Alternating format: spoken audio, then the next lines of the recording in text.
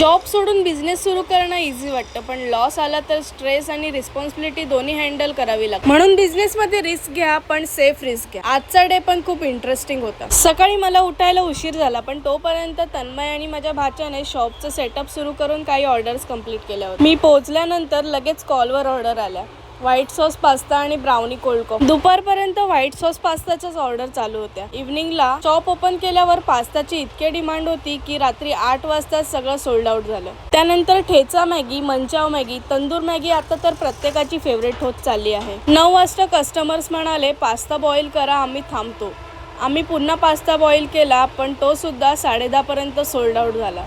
एक कस्टमर तर उल्वेवरून खास आमच्या शॉपवर व्हिजिट करायला आले होते. बिझनेसमध्ये स्ट्रगल असते, कधी स्लो डे येतात, कधी अनएक्सपेक्टेड रश येतो, पण एक गोष्ट फिक्स आहे, कन्सिस्टन्सी ठेवली तर रिझल्ट मिळतोच. आणि म्हणूनच जॉब सोडून बिझनेस सुरू करताना सेफ रिस्क कसं घ्यायचं यावर फुल व्हिडिओ 12 एप्रिल संडेला आमच्या यूट्यूब चॅनलवर येणार आहे, तो नक्की बघा.